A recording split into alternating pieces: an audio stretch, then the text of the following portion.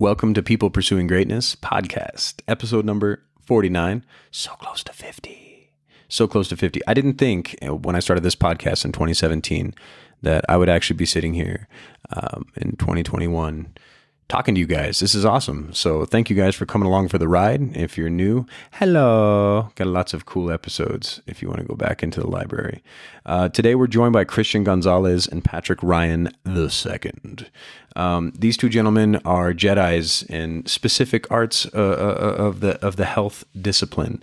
So Pat, as you guys know from previous episodes, and if you're new, he is a personal trainer, a very successful one. And I say successful that he has great turnouts for his clients. So he's in the Albuquerque area. You can find my man at aware.training. And he is brought on Christian Gonzalez, a friend of his that I very quickly became friends with, that is a physical therapist. So the gentleman is actually in his final days of getting his board certification to become a legitimate physical therapist. So he's motivated to say the least, but beyond that, he's got nothing but knowledge when it comes from the medical physical therapist background. So I thought you guys would enjoy this. Of course, Pat thought you guys would enjoy this. So hopefully you guys will get some awesome tips and tricks to kind of keep yourselves moving. That seemed to be the theme of the podcast as we went along, was self-care and continuing care that ultimately adds to longevity and aging with some grace. Like we even talk about in the episode, it doesn't sound very manly, but you don't want your back to hurt. You don't want your knees to hurt when you're even in your 30s, leaning towards your 40s and north of that, right? And what mindset does it take to kind of get to that point where you're humble enough to ask for help when it comes to injuries or pain, or even just going to the gym and working out, like maybe you don't know what the hell you're doing. We've all seen those crazy YouTube videos of people lifting kind of, extra. So hopefully you guys get as much out of it as I did. It was a very insightful conversation between the three of us. And Christian can be found at aware.net. That is Christian's website. You can also find my man at _aware on Instagram, and he's on Soundcloud as the amazing moniker Spooky Action. So go and check my boy out there. Of course, Patrick, words, they seem to elude me with this intro. Patrick can be found at aware.training. That's his website, which is an amazing dot ending his amazing domain .training. So it's aware.training. If you want to find my man Patrick on Instagram, it's aware_life ABQ. And of course, if you're following the podcast, you're listening to this right now, we're at ppgpodcast.com and all major podcast aggregators. And of course, as always, you guys keep pursuing that greatness. Cheers.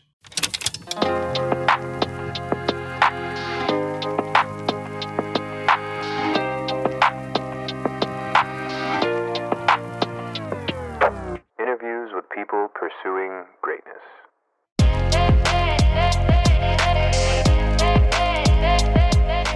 So talk to me, man. So welcome to the podcast. Thanks, this dude. is People Pursuing Greatness. We're just going to roll this let's train roll right in with this energy we got on going, the tracks. Dude. We got them going. All aboard.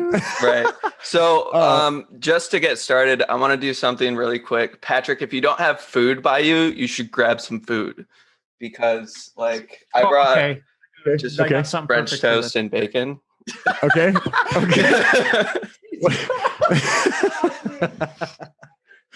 So maybe just a snack. What? We're getting our blood sugar up. Is this what I'm missing? French toast on screen right now. You can come around and look if you'd like. It's so good. It's one of my favorite things in the universe, is just straight up French toast. That's officially my favorite way to start an episode. Right there. I want you to know that. Hey, Scott, what's Christian, up? this is Scott.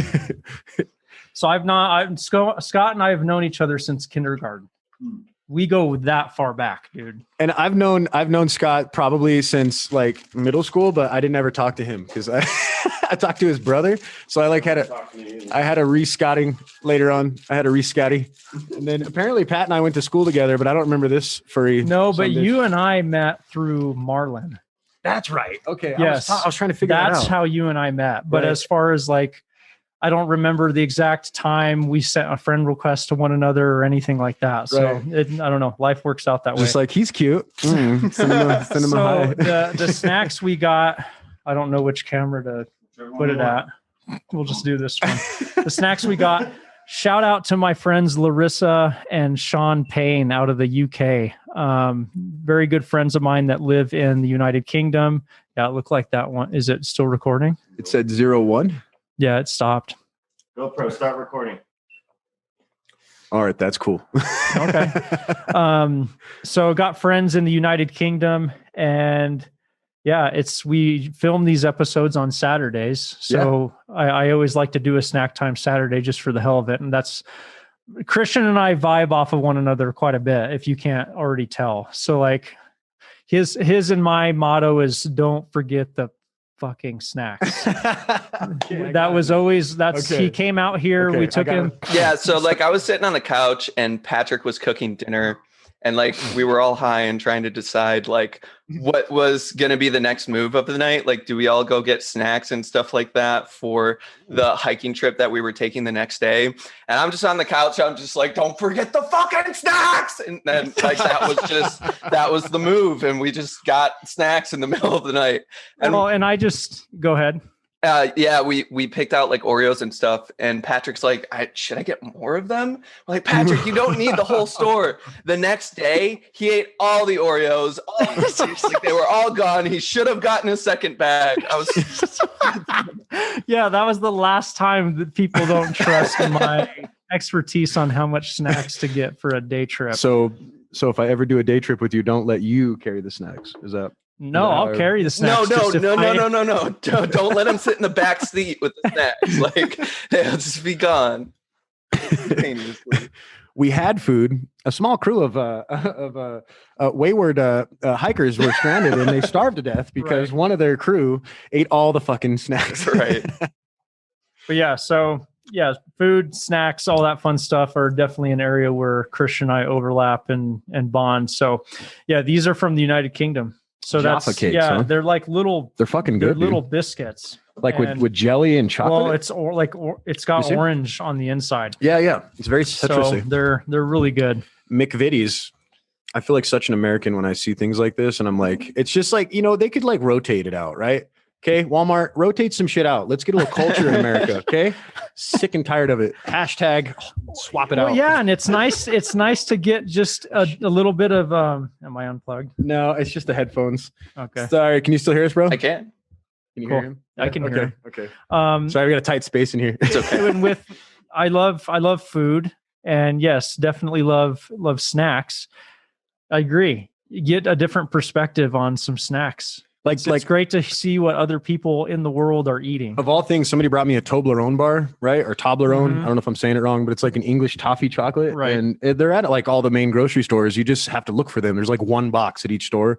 I mean, they're not popular apparently, but it's like in the UK, this is like a Snickers bar. It's like a normal candy to eat. I say these things. I don't even know if that's 100% true, but that's just the way it was sold to me that, we all think that they drink like Foster's beer in Australia. They don't drink fucking Foster's beer in Australia. That's just marketing, right? And they all don't drive Subarus. Like that's just clever marketing. You know what I'm saying? Well, and that's the thing. So I could be wrong, but my understanding is Subaru is Japanese. Yeah. So, so hearing that, I went for the longest time thinking, oh, Subaru, it's an Australian brand. No. Yeah. From my understanding, Subaru is not Australian. It's Japanese. It's Japanese. Yeah. Dirty liars. They're like closely linked to Toyota somehow. Like I think Toyota owns some stock. Right. I'm sure they do. I might have to ask my partner on that because she's actually working for Toyota right now. She's actually in Arizona doing training with Toyota she's right working now. For Toyota. Yeah. We got to talk. Dude. Yeah, for real. Shelby, can you hook it up with a 4Runner or a Supra?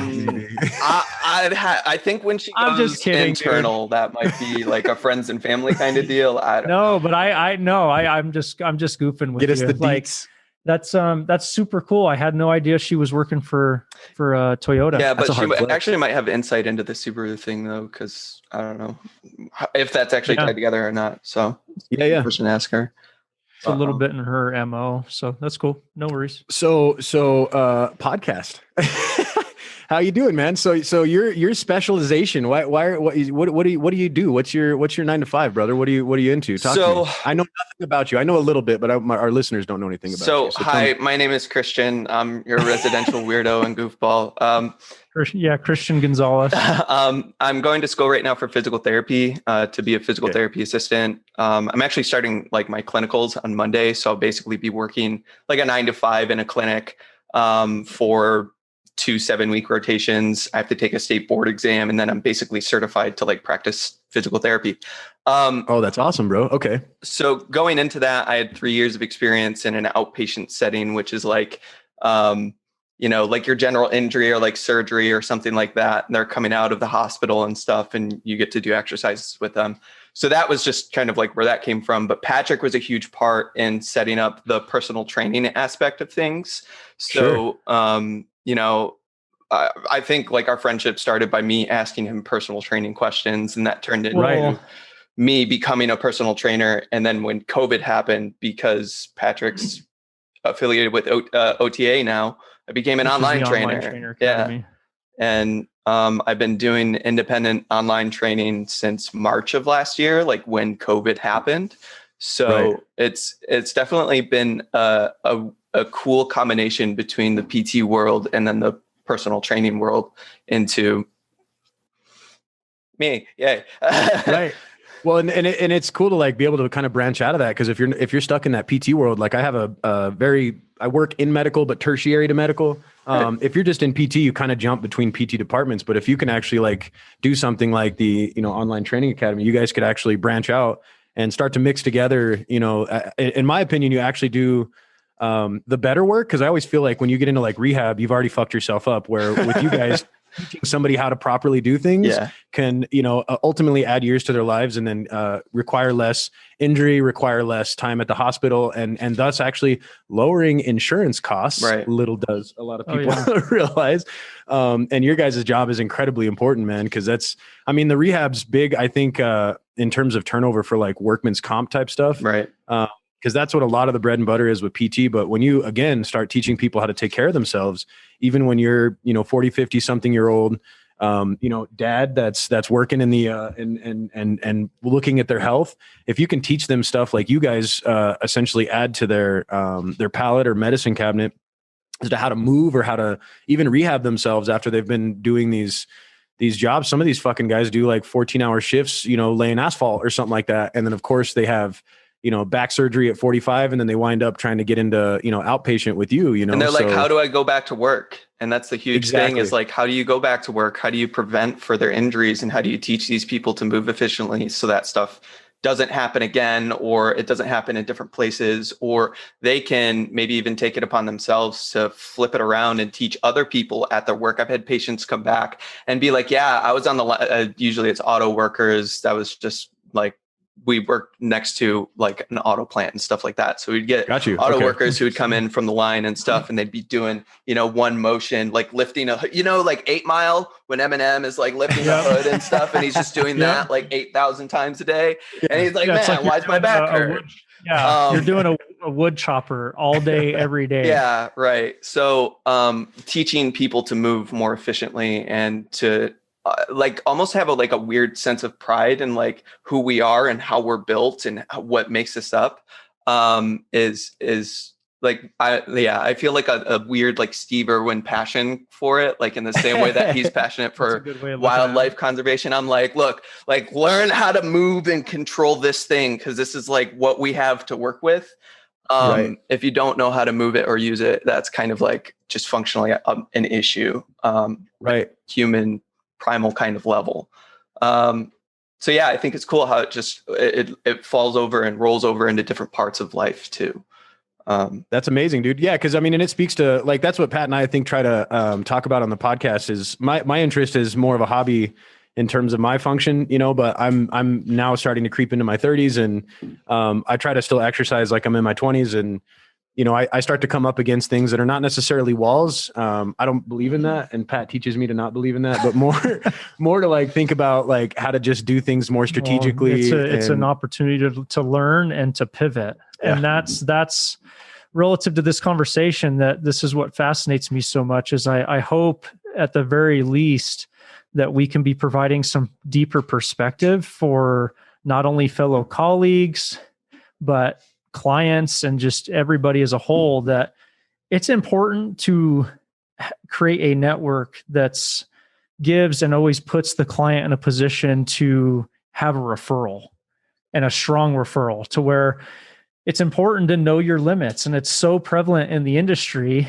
And I feel like this is what I'm growing out of. And I feel like it's very prevalent in the big box gym industry, is as a personal trainer, you get lumped in and there's no deep nuance to it. So like, for instance, Christian's a personal trainer, but he's very, very heavy on the PT side of things. But in the big box conventional gym industry, and even myself working with dads and having more parental type niches, you just get lumped into being kind of like a yes pro, right? To where it's like they tell you just take on whoever you want to, whoever you can take on, instead of actually creating a culture of no, stop when you're not comfortable, stop when you're outside of your scope of practice, and refer out to another professional, even if it's outside of that gym, even if it means that money will not be made in the gym, it will be made somewhere else because it's for the benefit of the client. And that's what's always intrigued me so much about Christian. And that's what intrigues me continued into the future, is I want to collaborate with as many professionals as possible to help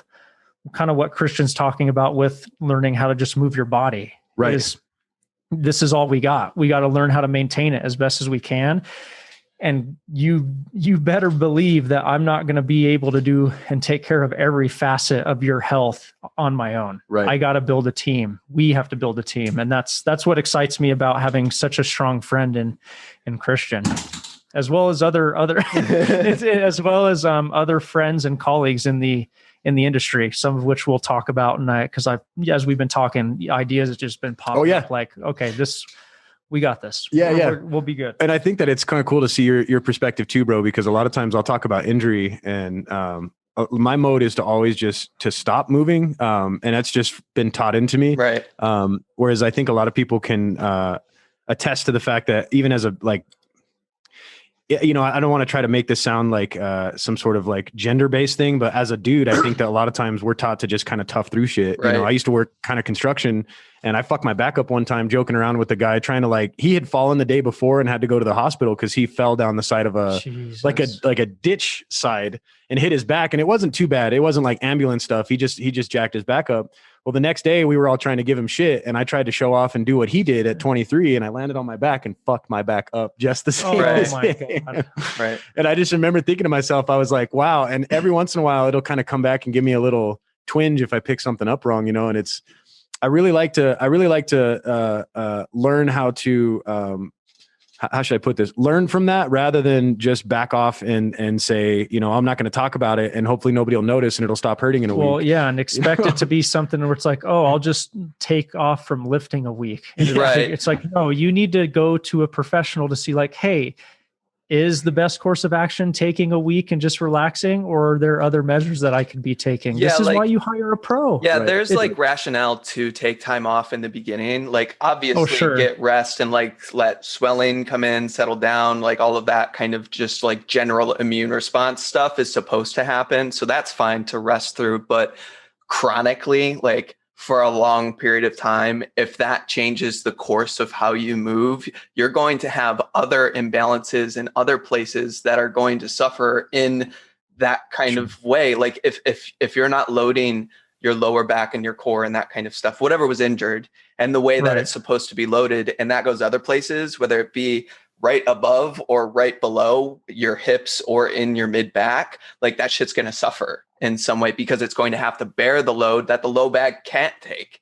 Right. That's something that I found out. This is what fascinates me. Yes. No, keep talking, man. I love it. That's something I found out when I hurt my shoulder. I tore my like labrum, rotator cuff and stuff in my left shoulder. And you know, I was looking for like surgery and stuff like that. And like that, it just wasn't happening. So I'm like, okay, what do I do next?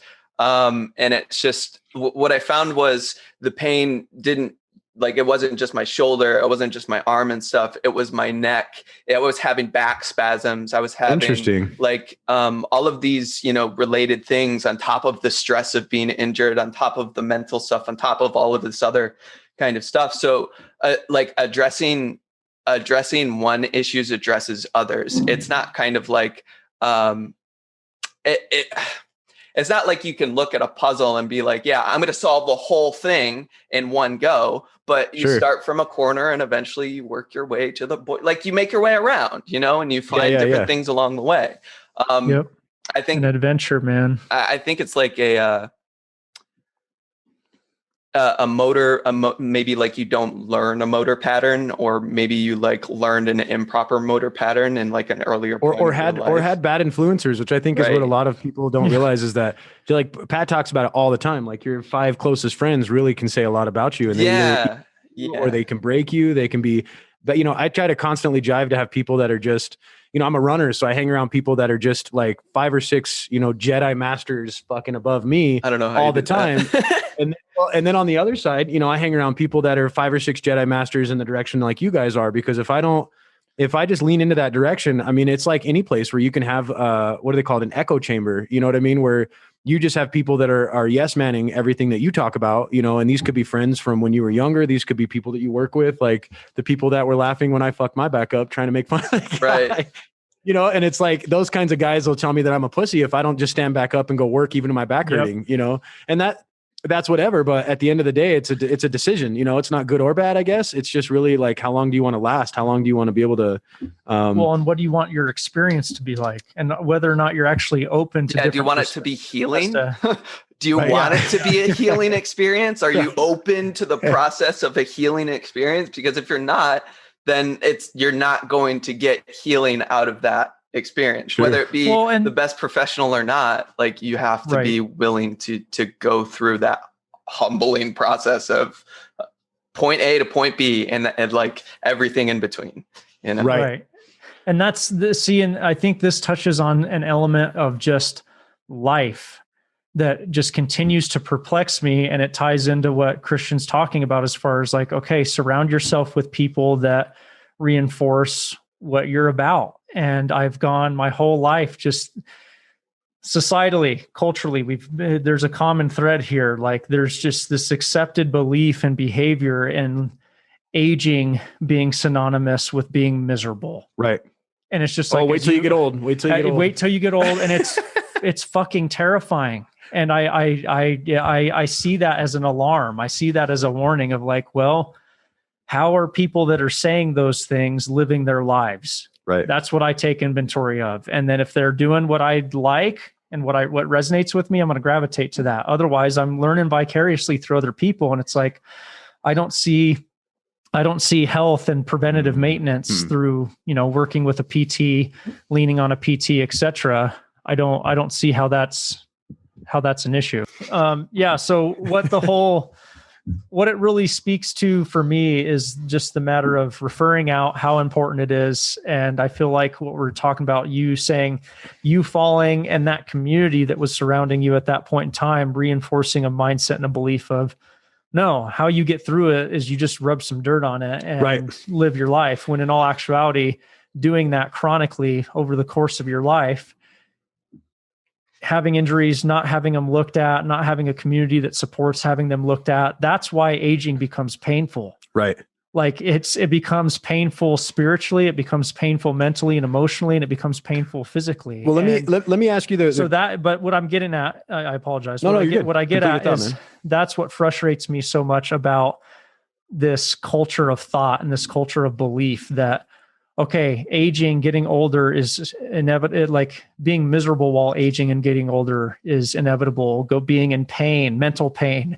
Don't talk about what you're going through. Keep it to yourself. Keep your physical pain to yourself. Like don't get any help with that. And it blows my mind. So that's what intrigues me so much about people like Christian. Not only is he a good human being, but he's a solid professional. The dude's going to school for physical therapy. He's got a nice set of hair too. Yeah, he's good people. He shares the same type of energy that I share. So it's like, okay, I'm hanging out with this dude.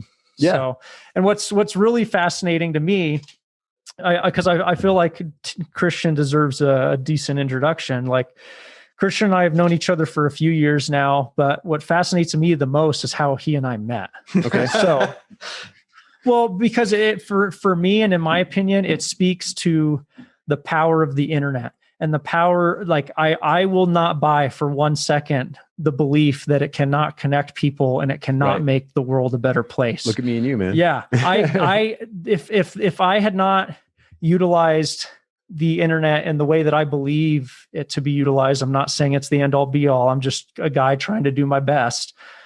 Christian and I would never have met. My fiance and I would have never met, because how it works, shout out, I love you, Mike and Terrence in Nashville, Tennessee. I decided I was going to get out of my comfort zone and go travel to see concerts by myself. I had friends in town here that I kept inviting. They wouldn't do it. So I decided, okay, I'm just going to go by myself. I'm going to go to these random towns and these random cities and go catch concerts and just figure it out. It was a lot of fun, but it led me to two guys. This was back in 2016, right before I started traveling on my own. I met two friends of mine, Mike and Terrence, out in Nashville at a show in Denver. There was a fan meetup. We met, shot the breeze, got along, never exchanged any information. But fast forward fast forward a few months. I'm at a New Year's Eve show in Alabama, and I'm of all places, bro. Right.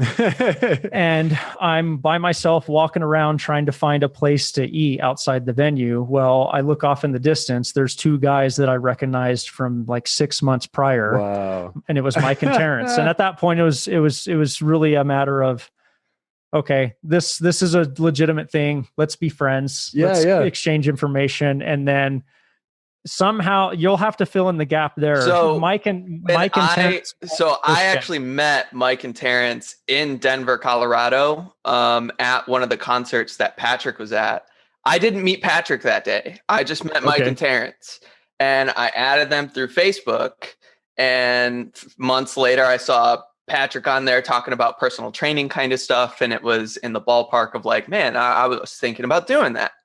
And he had like a Q&A kind of thing. And I just shot a question at him and he answered it. And I'm like, all right, I'm sold. This guy's cool. And just send him a friend request. And then I'm sure you also complimented his fabulous head of hair. You didn't have the hair then. No, huh? You had the beginnings. It was the beginning of the hair. He did have the beard. It was this definitely hair, not the beard's been around for a little bit. Yeah. So during that time, I didn't care. Like I had like the hipster like man bun for a while, and it like my head was pretty much shaved all around. But then I was like, okay, I think it's 2014.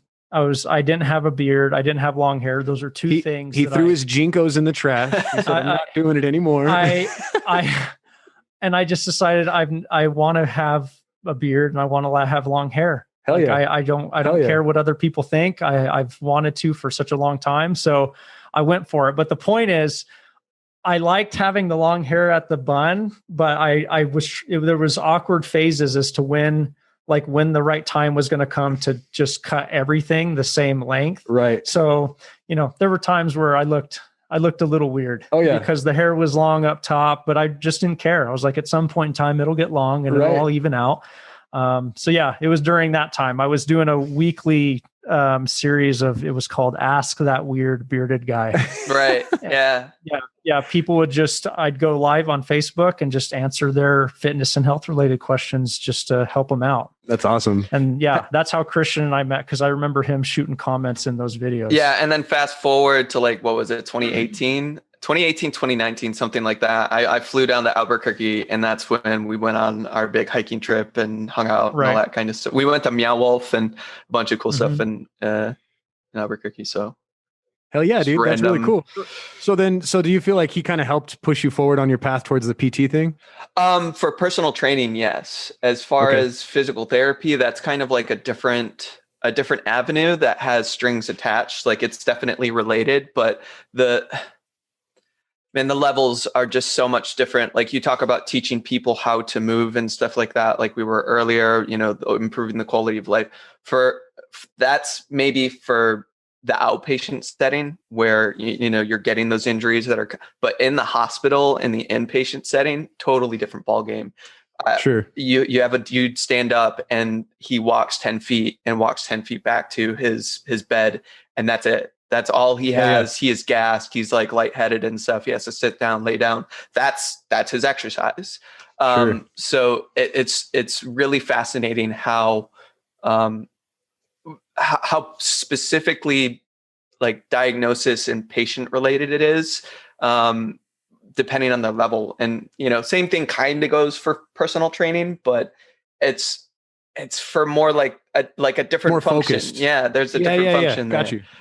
No, I got you. And I feel like this is just what I love about having Christian on. I've got some other friends that are in the field.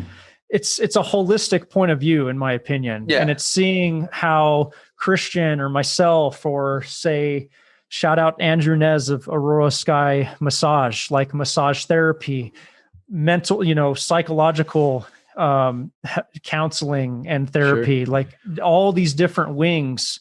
They're part of the same body. Tools of in the medicine cabinet. Yeah, Tools in the medicine cabinet. I love how you said that. And we need more people to have more exposure to it, and less misunderstanding of like why physical therapy is so important, and why it's totally okay for somebody like myself that has people thinking that I can help them. Like I had a gal reach out to me wanting help with coming back from an ACL injury. That's not my wing. Right. I'm not, but a lot of personal trainers, whether directly or indirectly, are taught that you just take whoever you can on, right? Because you need to get clients, you need to make money, yada, yada, yada. Well, first and foremost, the client suffers greatly. You end up making their injury worse, or at best, nothing changes or nothing happens.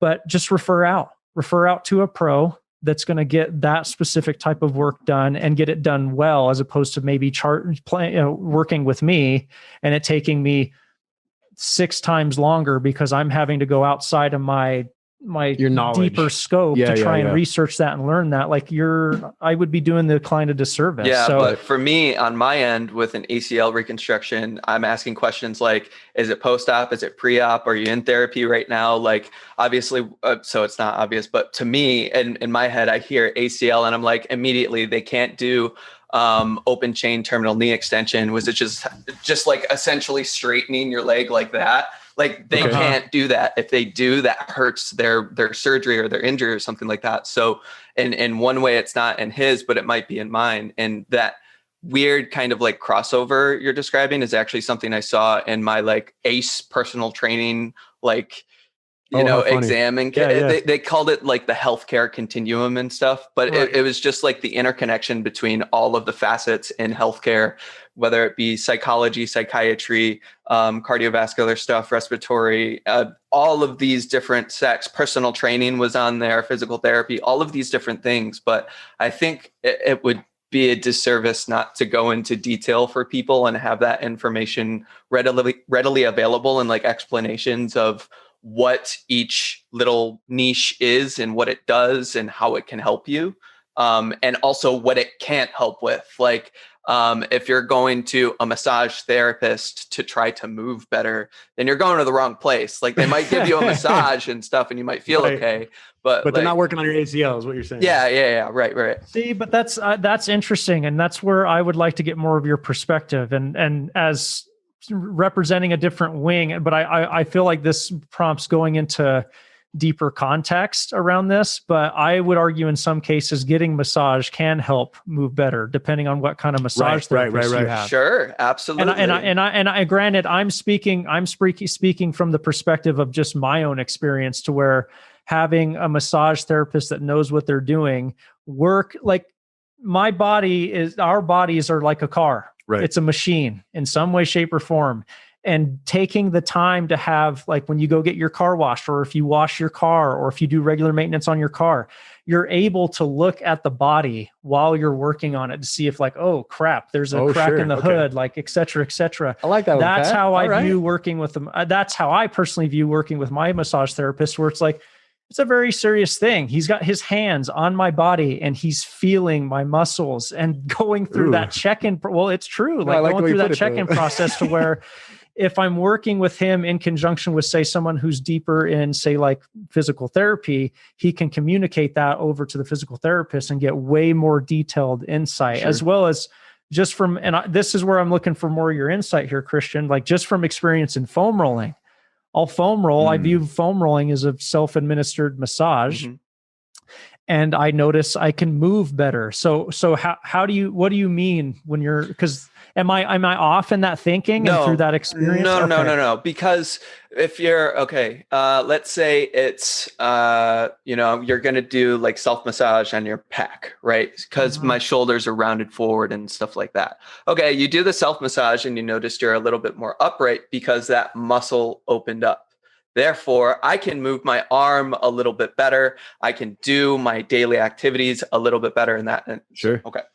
So there's that, but there's also the movement patterns this person has learned over their life. Are they doing the self-massage and then are they going to sit their ass on the couch and get right back to here?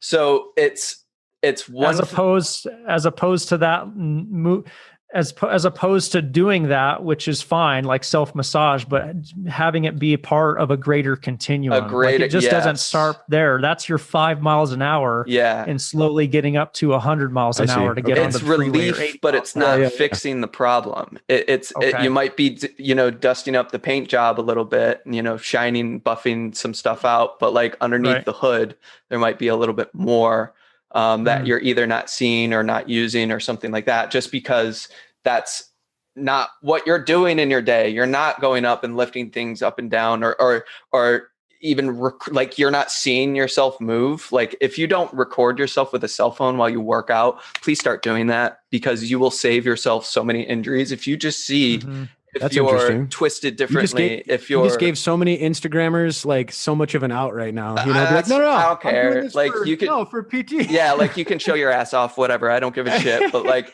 I'm totally joking. But it's the exact reason why they have mirrors in gyms. That it's not necessarily for the vanity. It's literally to make sure that you are exercising as efficiently as possible. You're developing muscle memory, whether it's bad or good, or maybe if you're lucky, if it's neutral. So that's his rationale behind a phone. I like it. And that's where the injury is going to, that's where the industry is going to continue to move, is like technology will be leveraged in such a way to where it's inevitable that it's going to become more efficient. You just wait. And I'm saying this to all the people who are naysayers when it comes to whether or not online training is a legit thing, or they can actually get help online. I say try them. If they're a professional, they're going to get it done. So, Christian talking about use your phone to record your movements. Like if you're working with somebody, that's exactly what you can do. You can do a Zoom session. You can record the movement or send that to your coach, then make an adjustment based on what they're seeing on that video. So even in layman's terms, just to like second what you're saying, because that kind of makes a lot of sense. When I see somebody walk, I can tell whether or not they're a runner. Oh, dude, I love that stuff. You know what I mean? I love that. It's stuff. Awesome, right? Yeah, I look at how people walk and the shifting in their hips, and like I feel weird because I'm like, am I looking at your butt right now? But like I'm just looking at like how their heel strikes, if the back heel lifts up before the front one comes down, and like all that stuff. That's just like PT stuff. So I work on base, and I'll constantly see military guys running for different purposes, right? I run while I'm on base as well, but a lot of these military guys are running, or whatever their affiliation is. There's just all these different branches of the military that you have these different people that have all had instilled training. They've had a lot of culture stuff. They've had a lot of, I can't even imagine. And at the end of the day, what's interesting is you see like different strike patterns for their feet is one of them that I'll see. Like a lot of guys that are in the military, they wear boots for so long. A lot of them are using their heels to hit the ground. First, that's the first point of contact when it comes down, is that's, their heel strikes. And a lot of times people would say that that's now, with the newer science that's the improper way to run. When really, I know from running, and this is the only thing I really understand better than maybe most people, unless they're in the running world, is that it really is it's an adaptation that's personal to each person. And some people that heel strike, it's not necessarily that, they may end up damaging themselves over a long amount of time. Let's say that they tried to go for 100-miler doing this improper form, but if they can do what they have been training to do, let's say if that's a 5-mile PT run for being that military run and they do that on their heel, their body probably could have adjusted to that. But I can tell when it's hurting them or they're just not in a comfortable place when they run because they're not realizing their form is that problem. That's the thing that's causing the pain. Right. And maybe I'm tangenting a bit, but that can trickle down to people just walking in the mall. I'll see people that walk and you can tell when the way that they pigeon toe or the way that they're just the way that they stand when they hold their weight. You know, you can tell if somebody has an injury, maybe not all of it. I mean, I'm not saying that I'm, some guru, way less than you guys would be, but I can just tell that, I've had friends, for example, that, they'll try to go for a run with me and they're like, you have no idea this, I don't know how you do it. The running hurts my knees. And, I'm like, well, let's go for a run, So we go for a run and I start talking, I guess, to them shit about their running. And I'm not really talking shit about the running. It's more about like, I could see why you hurt when you're done, or you hurt just going this far because look at how you're hitting the ground. In your particular case, you are hitting with your heel and that's probably causing your issues on top of, and I love to be able to see people that can do the same to me. I really enjoy that. And I think that if people are open to that and more humbled by that experience to be able to, I guess it would be considered almost asking for help. Yep. Or in the same, you listen to a podcast when you're driving to work, and you hear some great advice to record yourself while you're lifting, you know what I mean? And then you take while you're lifting, not while you're driving. Not while you're driving. Please, while you're lifting. Hey.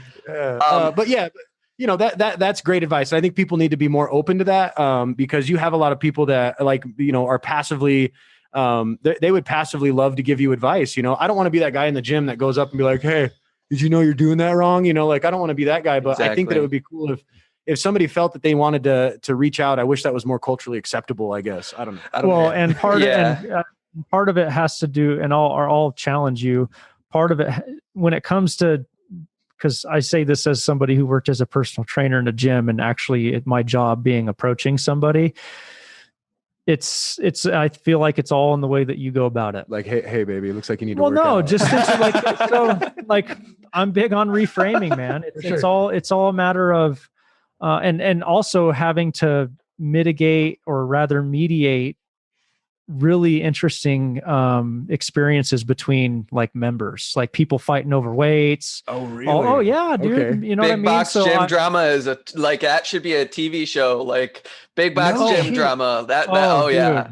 100%. Well, okay. So like you're supersetting two pieces of equipment going back and forth, and say somebody, and in a big box gym, it's really hard to do unless the gym's not busy. Or you have two phones. I'm telling you, there's a technique to that. You put one at the one, or you'd put your towel or your water bottle there, which is fine. But also I feel like it's really just important to go into it anticipating and remaining sympathetic to knowing and compassionate in knowing that it's going to get taken. Some older member that doesn't give a crap, or someone that just doesn't give a crap, is going to move your stuff off of that piece of equipment and use it. It's not worth fighting over. Right. I was big and heavy on how about we just reframe this as an opportunity to meet another friend, regardless of whether they just muddied your carpet. Right. And go over there and get to know them, have a conversation, because there might come a time where you're in the gym and you're all alone and you need a spot with some heavy weight. And that person's the only person in there. You better hope that they're willing to come and help you. Like you remember that time you owe me. Right. So, and outside of that, just approaching people to where, not necessarily as a means to get them as a client, but it's just like, I'm literally happy to give you some free advice that could really benefit your life. Yeah. It's more of a trust thing. It's honestly more of a trust thing. Right. So personally, I feel like it's all in the intro. It's on them if they're not willing to take it, but you can enter that dialogue in a very friendly and positive way. That's half the reason, not half the reason, but that's part of the intention why I got the "You Are Loved" stickers made. Let's break the tension here. Yeah. Like, you're an awesome human being. You contribute to society in some way, shape, or form.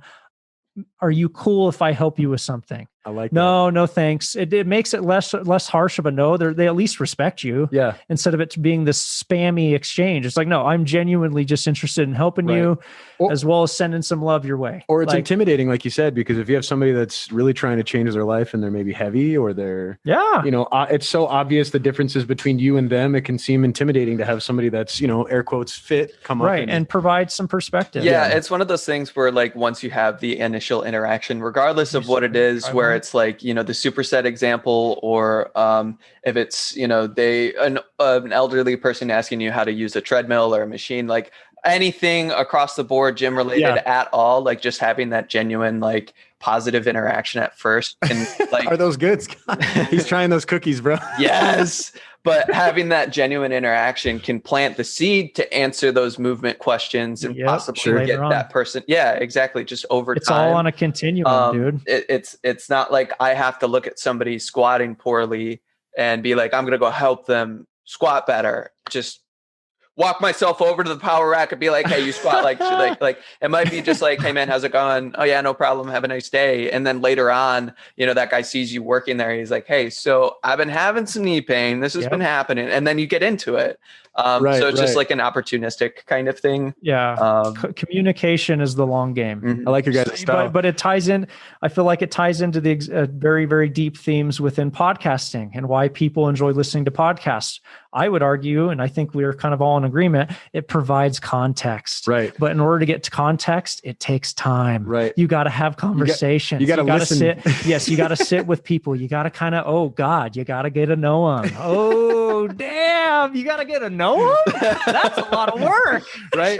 But it pays off. It does. So the Christian talking about that really makes me think. You plant that seed of like, hey, I hope you trust me at some point in time. I have your best interests at heart. I do not care whether or not you pay me for my free advice every few days or whatever. Yeah. But we're trying to make the world a better place. And I feel like that's a community and that's a culture that I can always get behind, as opposed to granted, I'm speaking from a very jaded view of having left a big box gym and living within that dynamic, and it just really hurting me mentally, emotionally, and spiritually, to where it's like, oh my God, how can you treat a human being as a number? Are you just mad that it was the time that you spent there, or it was the fact that you kind of contributed to the machine? No, I acknowledge that's just being part of a continuum. So well, you didn't know, right? I know I got into it, but it's time. But it's part of the reason why halfway through my time working there, I decided I'm just going to start doing online training on the side. I'm going to plant a seed. And that mainly started as a means of, I saw that the current business model and structures that were in place were not doing, they were doing a horrible job of actually taking care of the client. I started doing online training because I wanted to provide more fun and effective means of, and compassionate means of support for my client. And then not have the big box direction. Cause you could, like you said, you could basically bring other people in when it's needed and so not be held to it was policy. just like, I want to do this as a value add, because the current business model of personal training of, okay, cool, we're going to work out 2 hours a week or even 1 hour a week. I'll see you next week. Figure it out on your own for the remaining 6 days of the week. It's absolutely absurd. Yeah. I truly don't believe change happens in the gym. I don't believe it happens when you're working with a trainer. It happens at home. It happens at home. That's where you're spending the majority of your time, or it happens while you're on travel. And if you do not have a coach that's equipped to coach you that way, go and find one. If you're not open to doing it, I would encourage you to be open to it, because it means you're going to have to expose. Again, it ties to that context piece, context. You got to get to nobody to help them. Right. Or you got to get to know somebody. You got to get to nobody to help them. Everybody, I'm out. I'm gone. But yeah, you have to get to know somebody in order to help them, dude. And that takes time. Yeah. And that's not going to happen in an hour session. I want to bring an example up from the third perspective, right? Because you guys are both basically in that industry. I remember being at a big box gym. It might be purple, it might not.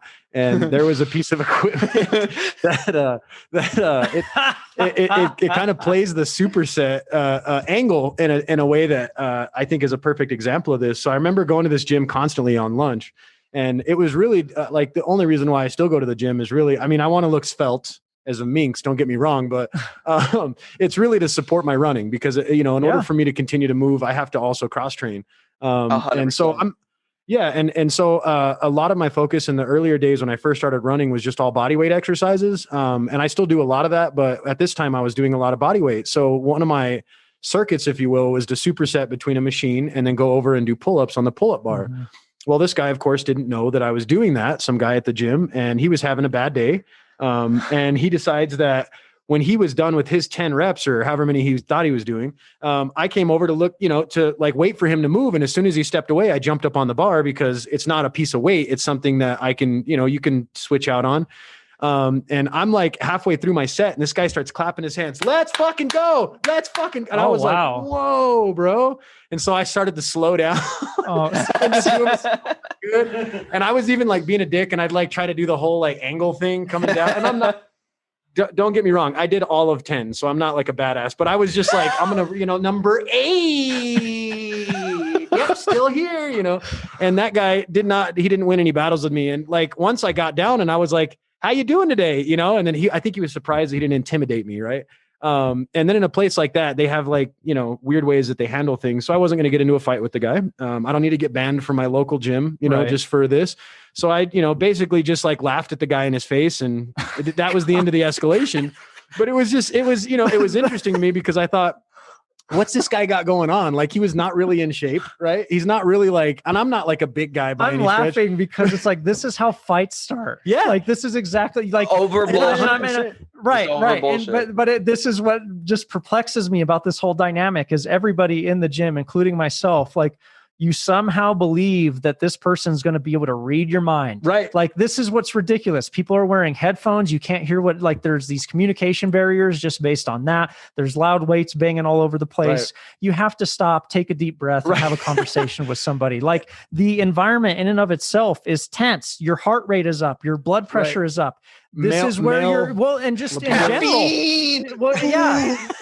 Like, yes. And this is, I feel like in a very good way, this is where people are letting out primal aggression, primal human aggression. It's freaking awesome whenever you feel that high of just like, Jesus Christ, I feel like I could break through this wall right now. It's great. Smell the adrenaline in the air. So is it any surprise why people end up fighting at the gym over stuff that requires, you got to tone it down. You got to take a little bit of a deep breath. You got to let your heart rate lower a little bit. You got to take your headphones off.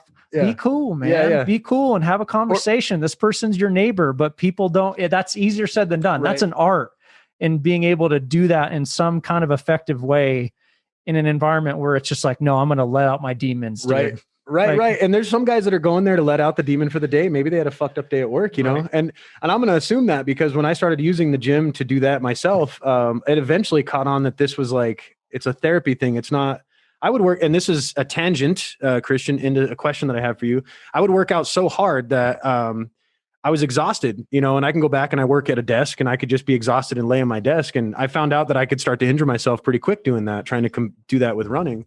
So when I figured out I could use the gym as a tool and across the board, my mind as well as my body being therapized. Is that a word? Therapized? I don't think so, but like that sounds like therapeutic, like pie when you eat it and it like makes you feel better.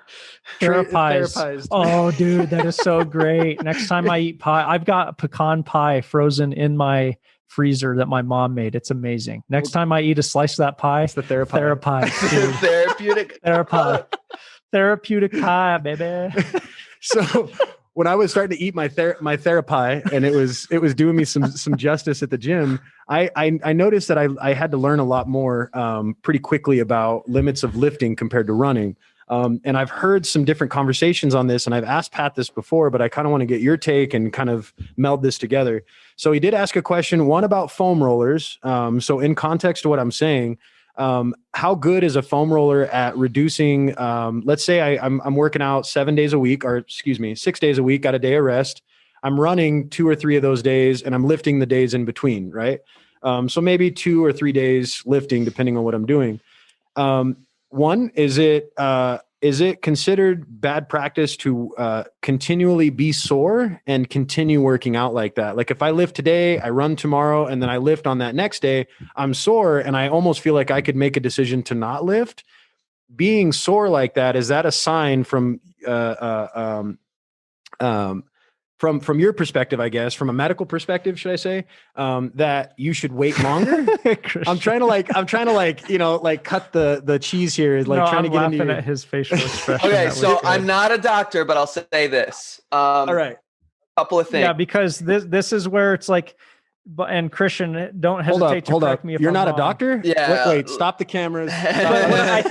But regardless, I think this is great to provide perspective to the listener, because this is how you get into nuance of understanding who does what and why. So Christian is very much, he's much farther on the medical-esque or scholarly-esque continuum. I call it patient education. It's just patient education and physical therapy. You're educating the patient on what you're doing, why you're doing it, how you're doing it, just all that stuff. So when it comes to foam rolling and soreness and that kind of stuff, is it bad? Is it that? No, not really, unless it's bad. If it's getting in the way of things, if you're injuring yourself because you are sore all the time, then why are you sore all the time? Sure. Okay. You don't, that's not worth it. That amount of intensity to push harder and go, 1% more for that much soreness over how long are you going to do this? The rest of your life? No, that's not worth it. So just like take intensity down a little bit. But that's the thing, especially with men, they will do that. Right. And then I'll work with older men and they're complaining about being in pain. And I'm like, well, we should probably take off lifting. Right. And we should do a little bit of mobility work, and maybe you should take some days off and go get a massage, get your fucking nails done, like something, dude. That's another. But actually relax and give your body time to recoup. People don't take the time to acknowledge that.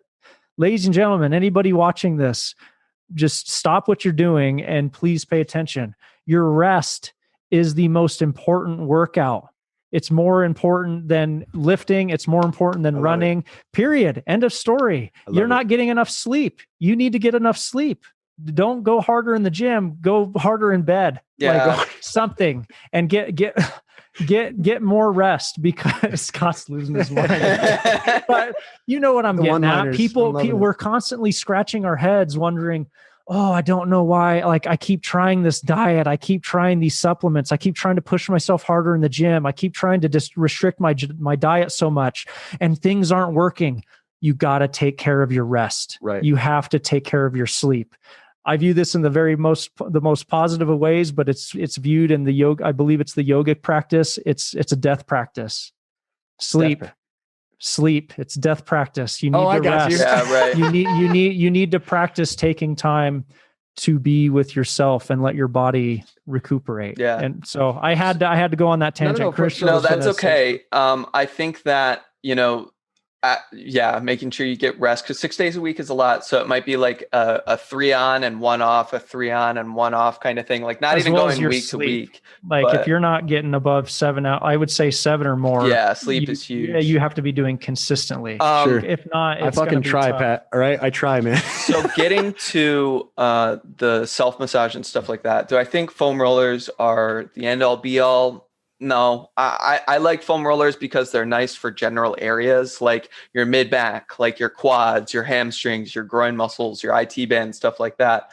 But I very much personally enjoy a lacrosse ball or a tennis ball way more than a foam roller. Well, that's another level. Yeah, because that is like trigger point almost. Mm-hmm. And it does hurt and it does feel very uncomfortable and it is painful, but afterwards it's like, have you done it? It's like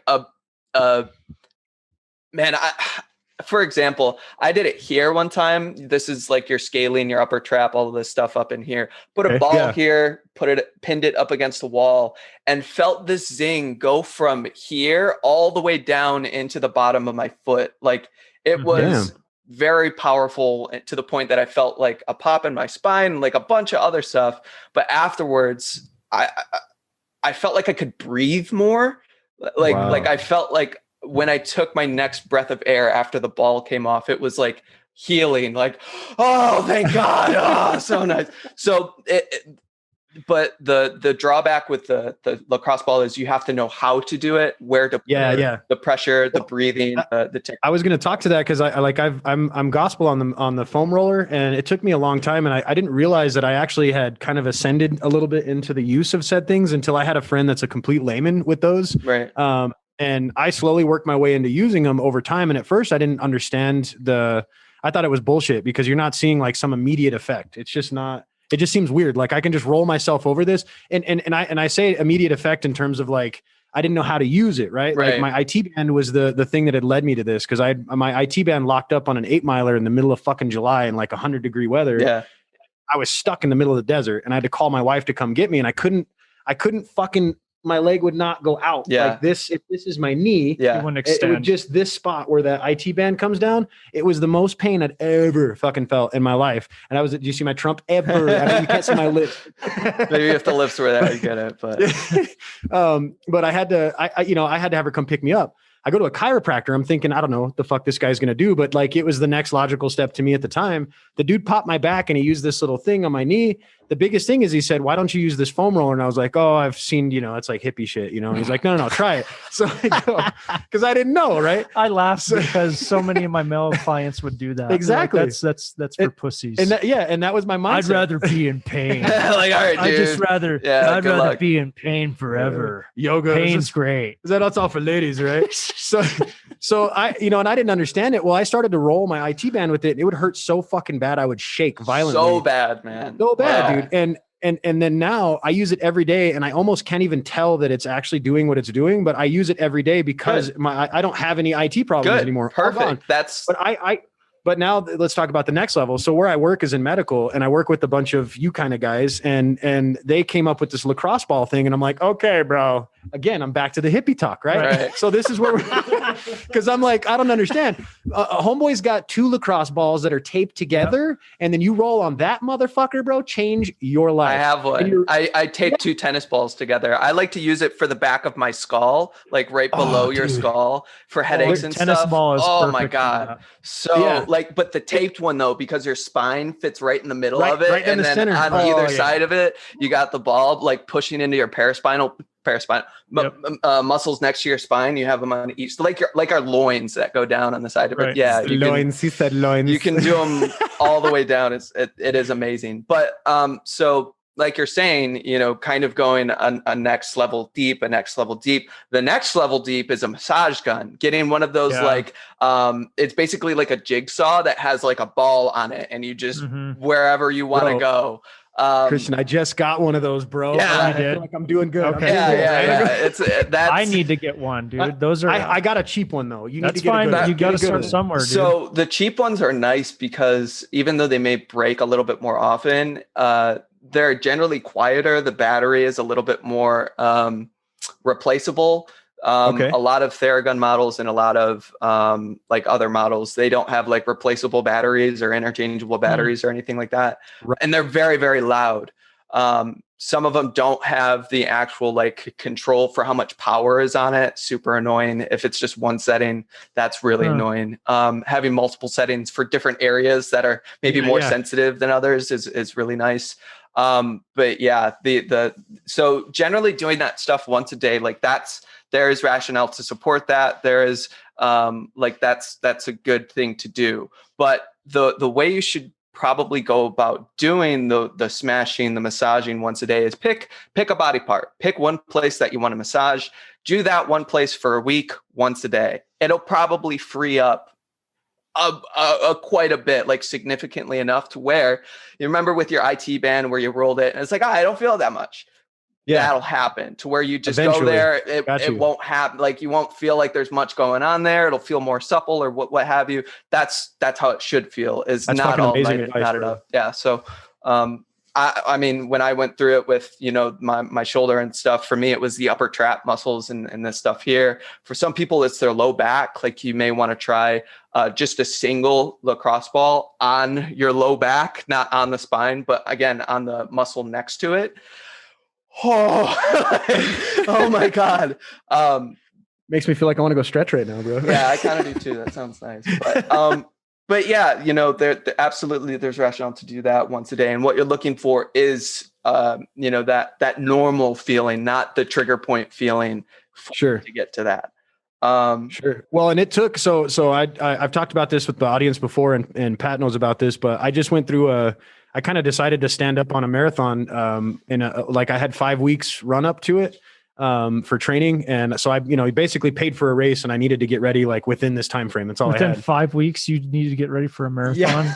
Jesus Christ. Well, and I'd gone from, I know you've got a stronger base for, I think it's important for people to know you've got a stronger base for running. He's a runner. Like I couldn't do that in 5 weeks. Well, and so I think it's important to provide context because if people don't know any better, they're like, oh, okay, Morgan did it in 5 weeks. I can. Like Morgan's got hundreds upon thousands of miles of running under his belt as a baseline foundation. Okay, continue. Yeah, sorry, I had to put that in there. I very much appreciate that because that's context is much appreciated because it's not something that I would recommend people do quickly, especially and again I go back to it. I realize I'm not old, and that's all perspective. But to me, the older I get, the harder it is to fucking beat myself up for something like a 5-week train up. And I turned the switches on. Like I went from a very easy, like maybe 20 to 25 miles a week, running at moderate paces to like adding in like track days and then adding in like, focused tempo runs going uphill and through the mountains with people that are incredibly fast compared to me and just challenging myself for those 5 weeks. And it panned out. Like I didn't get first place. I got 8th, I guess. Wow. 8th, that's good. Out of 24 that were in the field. And it was a trail race. So my whole point is these 3 different levels to, again, a third perspective to me. The reason why that's beneficial to me is my running coach, who I hope to actually bring on one of these days, maybe with the 3 of us, and him, he would talk to me about how he said, you cannot neglect your body at all during this time. He said that if you want to even complete this and go through this training, and he added that caveat with me, a star, because he's much faster than me. He said, you need to make sure you're fucking rolling. You need to make sure that you're using your lacrosse ball and you're using and he had actually turned me on to the Theragun. And again, I thought it was kind of glitchy. He even has the compression pants that you pull on and you press a button and it airs them up and moves the circulation. Again, another level. He has an ice machine that he bought just to build ice packs for himself and ice baths. I want to do that. I want to have a mini ice machine in our garage for that reason, as well as just get camping. Like a freezer that's, one of the garage freezers, put ice in that. And right. Yeah. Well, and he's like, and I thought, man, I don't know if I'm that kind of athlete, but like he was just selling it back to me. He's like, if you want to do this and you don't want to be injured, you need to fucking like go all in here. Yeah. And you want to have fun because I did one marathon in 2014 and I almost fucking died. Like I had a cop follow me trying to get me to get in an ambulance at the 24 because I was like, I couldn't even walk. This one, I actually finished and we went shopping afterwards with my family. And it was all because I went through a lot of the knowledge that I get from Pat, a lot of the knowledge I get from my running coach and more people that I bring into my circle and the more knowledge that I bring in and add it in intrinsically to my training for my particular thing. It's kind of fun to see how I work in IT, like I'm at a computer for 9 to 5. I'm not working outside. So if I want to complete a marathon, my training matters because, and my rest, well, that's part of your training. It's not, that's the thing. It's not separate. Yeah. And I think your training is your rest is part of the rest. Yeah. And I think what's going to be cool is in future episodes, not hopefully you like this and we do more. Yeah, dude, this has been awesome. Like, thank you so much for having me on. Yeah. Yeah, dude. I want to try to get your and I don't know if some people, get bothered by this, but I'm just going to continue to take it for running. But I have 100-miler coming in September. Yeah. And I kind of bit off a little more than I wanted to chew. I got challenged. Say that again. I have 100-miler coming in September, my 100-mile race. Remember, I think I was telling you about that. Yeah, you've got 8 months. 8 months. So really for that, I'm going to be a little smarter. So my official training coming online is going to be 6 months out. So in April, I start actually running 20 times. What is? Oh, okay. It's the gimbal. It's all confused. It's some technical malfunctions here. No, but I'll be running basically like anywhere between like 30 and 50 miles a week for 6 months. You know what I mean? And I'd love to be able to just kind of bring things up that, we can talk about on here, which may be way into a spectrum that a lot of our listeners may not be at. But in the same breath, I'm also going to be taking myself again. I don't know this knowledge. I learned this from you guys. And trial and error. And I think it's going to be kind of interesting to see how this all pans out for for things, because I think it'd be cool to see how I can apply your guide, because I'm sure I'm going to fuck myself up between now and then. Yeah, and it might be something where we have a private call or something like that and talk about that stuff, one-on-one, just because it might mean I have to like get this and show you how to move and like all of this. Like, no. Yeah.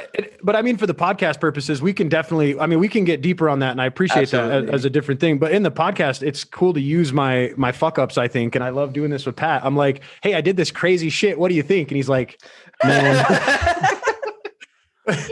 It's like, man, you're making this way more difficult. All right. So last year on 420, I did 420 burpees, 10 burpees every minute on the minute for 42 minutes. Dude. And that was just so I could smoke weed for the day. Like that was I could go part. I am proud of you, bro. Yeah. I mean, like doing crazy shit like that. Like, it's really cool. Like for me, there's a 40-mile trail that connects basically like a park from a lake near my house all the way up into like the central part of the state. Like where are you at again? I'm in southeast Michigan. Okay. Like right next to Lake Erie. And there's a trail that goes like 40 miles into the state. I want to walk that trail and just walk it, a day or two, like a day hike. And it's not even like through mountains or anything. It's just like a path. So like, it's not going to be super treacherous or anything like that. But yeah, doing some kind of crazy shit like that at some point, it's like I'm human. I can do this. I'm going to do something and be badass about it just because I can. And just because I can. It's very fulfilling when you can take something like that on, like the 420 thing or anything like that. Yeah. I tried to do 5 miles or 4 miles every how did it go? It was 4 miles. No, it was 5 miles. You did something super crazy. It was, God damn it. I don't remember the cadence. I'm trying to think of it. So I would do 30 miles in 24 hours. So I would do a piece of that every 4 hours. Every 4 hours I do 5 miles. Yeah. So that worked out. So sounds like David Goggins. It was in line with that. But after I ran at like 9 or it was like 5 PM. Anyways, I was forced 4 different 5 mile pieces in. It's like 7 a.m. My buddy challenges me to a bike ride. And I've talked about this story before. I go on Dragon's Back, which is that crazy place that he's got video from him going and as well as some friends of mine that have gone and done it. And it's this awesome 11-mile bike ride thing. Well, we rode it on bikes and I go all the way down, all the way back. Then it was time for my next circuit, which would be miles 20 through 24, 25, whatever it was. And so I get into my running shoes and I go to take off and I hadn't been eating properly and my body actually bonked and my legs started to give out from underneath me and I was stuck out on the fucking Dragon's Back somewhere randomly. And like, I'm trying to walk and my hamstrings and my everything is just shutting off. It would not hold me up. And I'm just like collapsing to the floor. Right. And I felt like those guys you see at the end of those Ironman races, when you see them just like fucking spaghetti trying to walk and people are coming up and like carrying them and shit like that. So I fucked up many a time. And, that was right before, actually, that was the earlier in last year before the marathon. And I had that very fresh in my mind when I started training for that marathon. So I try to not fuck up, but in the same breath, like I bounce shit off Pat like that. And then he's like, bro, well, you already said all the problems. You said you didn't eat. You said you didn't, right.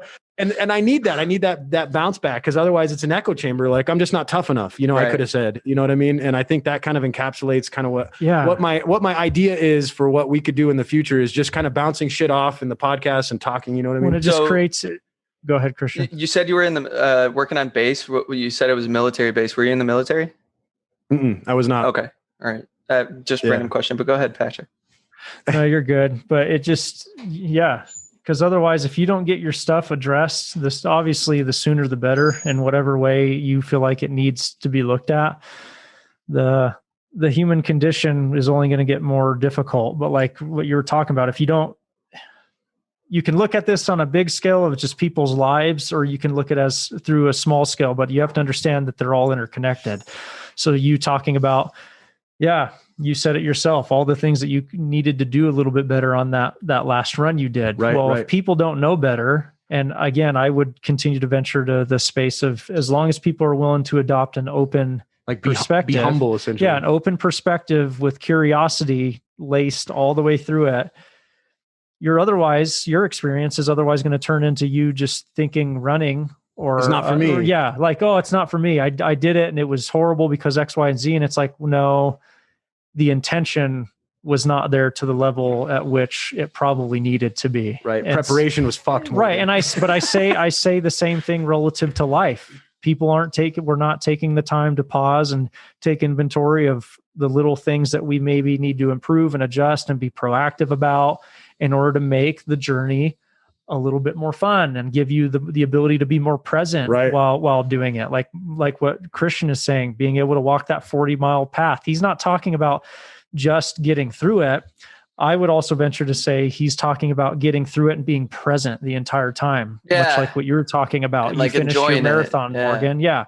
Morgan finished his marathon, was able to go grocery shopping with his kids. And that was special. It really was. You know, that's the second, third time you've made mention of that. And I think it's important to make note. It's about ingraining and infecting presence into life. And whether it's just doing the dishes or cooking your dinner, whatever it might be, there's a baseline level of health that is needed to be able to do that. And if you can try and do at least enough for that, if not maybe a little bit more, I feel like the experience that is life would become just dramatically more pleasant. God damn it, Pat. You have some one-liners, bro, that I cannot. Sorry. I get on these freaking crazy heaters. I have quotables too. Like don't forget the fucking snacks. Like that's definitely a quotable moment.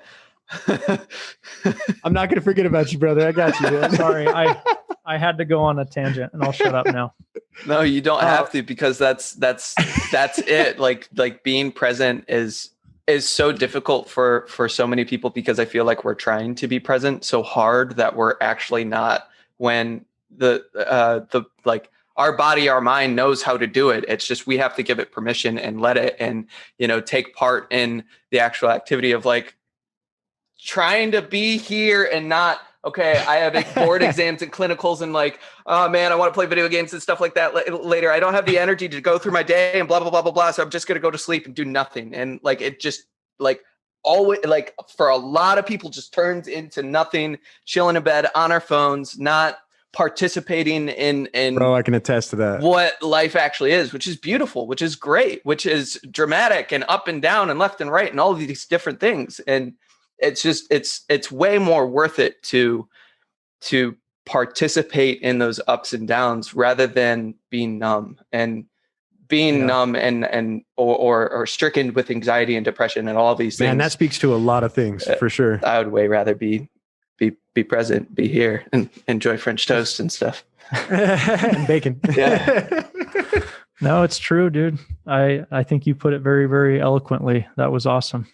Well, what do you guys, do you have any closing statements for us? Anything that you feel like we didn't cover, brother? I definitely want music. What you got? Patrick, what's up? Talk to me. What do you want to talk about music wise? Okay. Christian's holding me accountable. So, yeah, I'm not saying this as a professional endeavor. It's more as just a means of expression and being able to just vent and have a means to have fun and have a hobby. I'm going to learn how to mix music. Yeah. Yeah. And Christian produces and mixes music, so he knows his stuff. And I know well enough to know that, okay, if there's something that is going to bring more joy and passion into my life and serve as a positive outlet, I shouldn't keep that to myself. Right. So I threw it out to Christian, knowing that he'd help keep me accountable and help build out like part of my office to where I can going all in. Okay. Oh yeah. I want to be able to do work at my desktop computer. And then if I want to take a break for an hour and just play music, I'm just talking, I want to be able to just hit play on a song and then blend it and transition it into another song. That's awesome. That I have or that I see, and just be able to have fun with it. Yeah. Yeah. Because it ties back to when I was in college. I didn't do it expertly well, but it was a means of engagement for me. In college, I didn't drink, I didn't do any substances, any of that. So parties were very hard for me. And the best way for me to be a part of the party was like, screw it, I'm just going to play the music. Oh, that's awesome. I'll play the music. People enjoyed the music I played. People still enjoyed my taste around music. Your dance parties? Yeah. So I just want to have fun with it. And I'm going to lean on somebody like Christian to that's awesome. help me with that. I will say, I totally understand the gratification that you want out of just being able to control when the next song comes in, what the next song is, like, because Spotify doesn't do it. Like Spotify is not, it's great for the everyday commute and stuff like that. But when I'm at home trying to vibe and chill and stuff like that, and I want to participate in the process I'm enjoying, being able to have that power and that freedom is. I miss I miss the fade-ins, like you get the DJ fade-ins, Google Music is what I use. And when the service first got released, they used to fade between songs and you'd have one fading out while the next one would come in.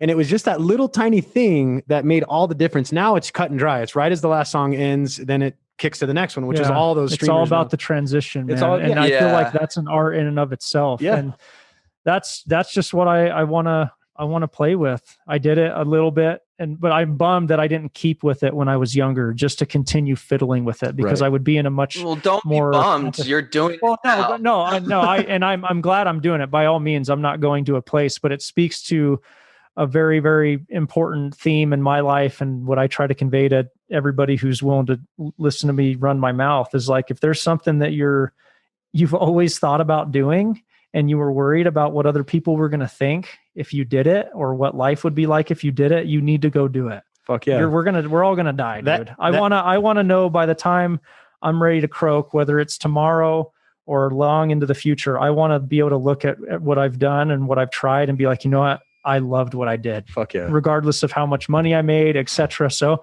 I'm going to learn how to play music. For me, I want a bobcat. That's I want a bobcat. That's that satisfied. I just want a bobcat and my own plot of land and just move dirt from point A and just set it at point B. I'm just perfect answer. Big sandbox. Life is complete. Yep. So if we're going to talk about tangenting, one thing I've always wanted to do with this podcast, which I've never been able to do, which we might be able to find a way to make this work.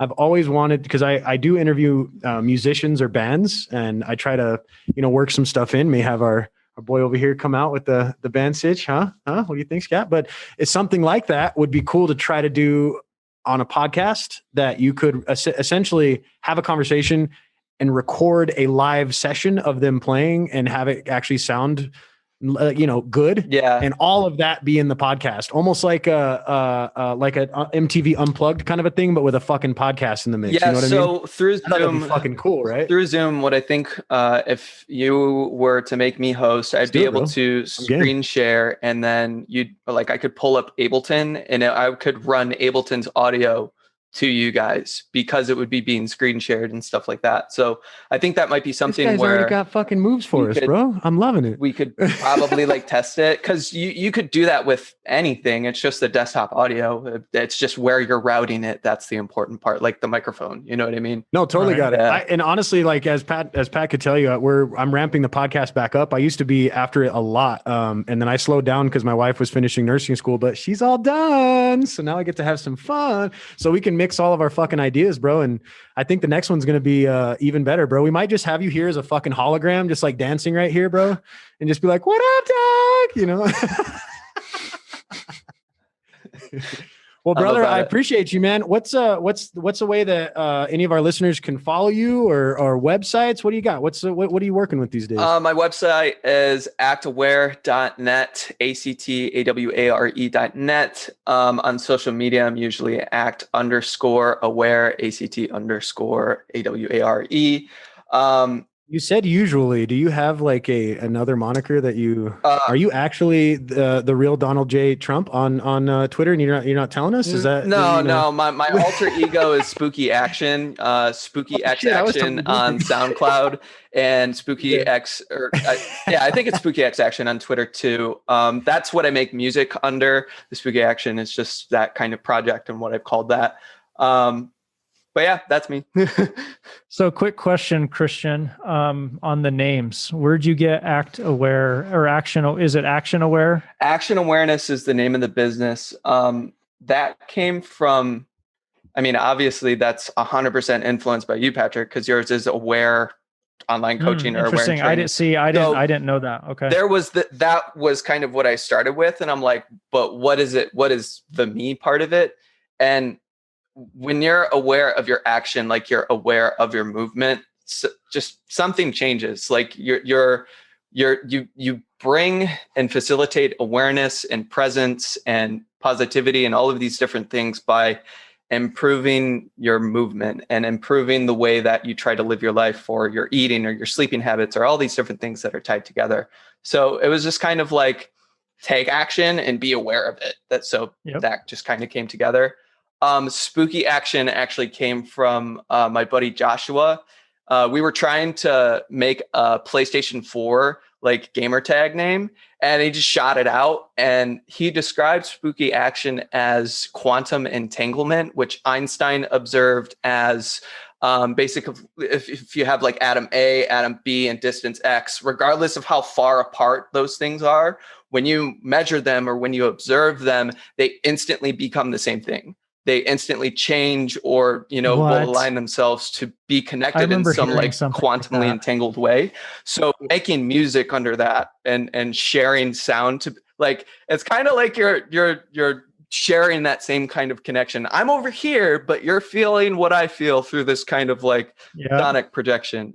This hypnosis, deep, beautiful bro. hypnosis. But yeah, it's. I thought you were just gonna go half-hearted, bro, but you went all left, dude, and then right, bro. I love it, bro. Morgan, this is why Christian's my boy, dude. Like, hello, hi, hello.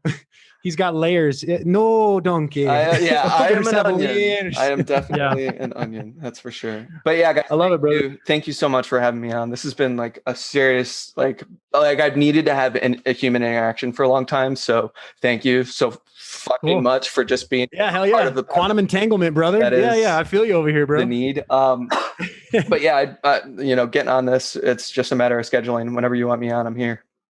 Cool. Okay. Sounds good, brother.